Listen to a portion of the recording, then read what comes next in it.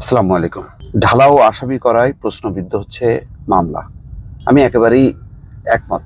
মহিউদ্দিন ফারুক লিখেছেন এবং সেই ব্যাপারে একজন আইনজীবী সারা হোসেন, ডক্টর কামাল হোসেনের কন্যা, তিনি কি বলছেন? তিনি বলছেন ঢালাওভাবে মামলা ও আসামি করা হলে যারা অপরাধ করেছেন অথবা ক্ষমতার অপব্যবহার বা দুর্নীতি করেছেন তারাও আগের মতো পার পেয়ে যেতে পারেন। দর্শক দেখেন, এখন ধরেন যার নামে হত্যা মামলা করা হলো, তাকে আসামি করা হলো, তাকে কারাগারে পড়া হলো কিছুক্ষণ, এটা তো আসলে টিকবে না। তারপরে যদি সত্যি সত্যি তার বিরুদ্ধে অন্য দুর্নীতির, ক্ষমতার অপব্যবহার অভিযোগগুলো যদি থাকে, সেই ব্যাপারে যদি মামলা হয়, তখন ওই প্রথম মামলার কারণে পরের সত্য মামলাগুলো কিন্তু তখন প্রশ্নবিদ্ধ হবে। তাহলে কি হলো? তাহলে যে অভিযুক্ত ব্যক্তি, তখন বলা হতো এই যে এই মানুষগুলো, তাদেরকে হয়রানি করা হচ্ছে, এই দেখেন না প্রথম মামলাটা মিথ্যা, ওটা হইলো না বলে, ওটাতে সুবিধা করতে পারলো না বলে পরে অন্য মামলা দিয়ে তাকে ফাঁসানো হচ্ছে।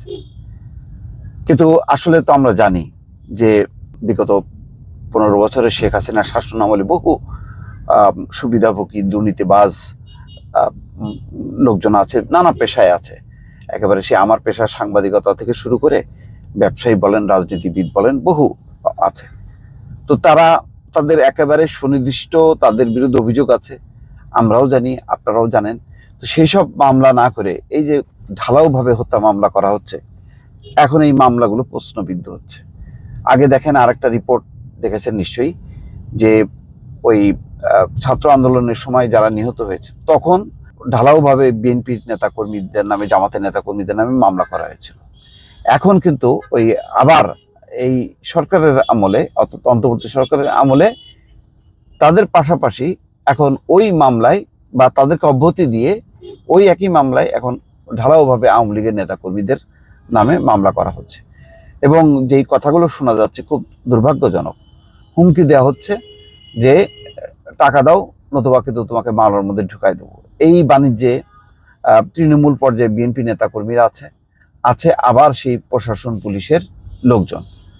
তো এখন পুলিশের একটু পরিস্থিতি এমন যে তাদের অংশগ্রহণটা কম, কিন্তু এখন তৎপর হচ্ছে বিএনপি, ছাত্র দল, যুব দলের ব্যানারে বেশ কিছু দুষ্কৃতিকারী।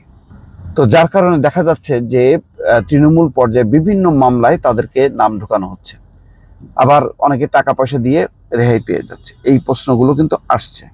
এখানে যেই হিসাব বলা হচ্ছে, 16 জুলাই থেকে 1 সেপ্টেম্বর পর্যন্ত সারা দেশে কমপক্ষে, অর্থাৎ 5 আগস্টের পরেও যারা হতাহত হয়ে হাসপাতালে ছিল তারাও মারা যাচ্ছে, এখনো মারা যাচ্ছে, কমপক্ষে 760 জনের মৃত্যু হয়েছে। নিহত ব্যক্তিদের মধ্যে শিক্ষার্থী, নারী, শিশু, বিভিন্ন রাজনৈতিক দলের নেতাকর্মী, বিভিন্ন পেশার মানুষ রয়েছেন। তাদের মধ্যে কেউ ঘটনাস্থলে, আবার কেউ চিকিৎসাধীন অবস্থায় হাসপাতালে মারা গেছে।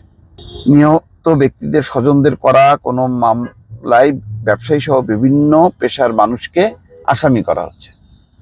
স্থানীয় বিরোধের জেরেও কোনো কোনো ব্যক্তিকে অন্য অনেকের সঙ্গে মামলায় আসামি করার অভিযোগ উঠছে।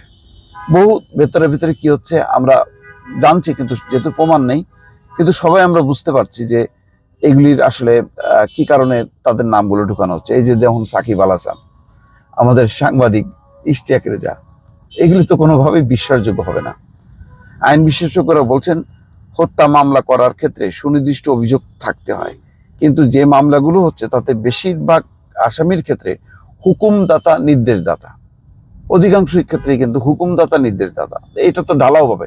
এটা আমাকেও ধরেন, যদি এখন এই সরকার পরিবর্তন হয়, তখন আমাকে অন্য সরকার এসে করতে পারে, বা এই সরকারও হয়তো করতে পারে। মানে এর তো কোনো বাধা ধরা কোনো নিয়ম নেই, যে কাউকে করা যায়।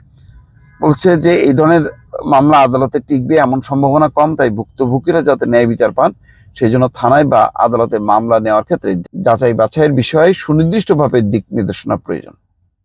এটা সত্য। তাহলে এইটা কেন করা হয়নি, কেন সেই আগের ভুলগুলো একইভাবে করা হচ্ছে, এটা আমার মাথায় আসছে না। এবং এক একটা মামলায় দেখেন, কোন কোন মামলায় শেখ হাসিনা সহ 395 জনের নাম উল্লেখ করা হচ্ছে। কোন কোন ক্ষেত্রে মামলায় নাম উল্লেখের পাশাপাশি অজ্ঞাতনামা আসামি করা হয়েছে 300 থেকে 400 জন। মানে আপনি একটা ঢালাও আবার সেই লাইসেন্স দেওয়া হচ্ছে, যাতে পরবর্তীতে পুলিশ এবং লোকাল ক্ষমতাসীনরা তারা যাতে বিভিন্ন জনকে ঝুলাইতে পারে। তো এটাই কি চলতে পারবে থাকবে? যেই মানে কালিমা আমরা বিগত আমলে দেখলাম, ঠিক একই জিনিস কি এখনো চলতে থাকবে? দর্শক, এটা এখন প্রশ্ন। ভালো থাকবেন, আল্লাহ হাফেজ।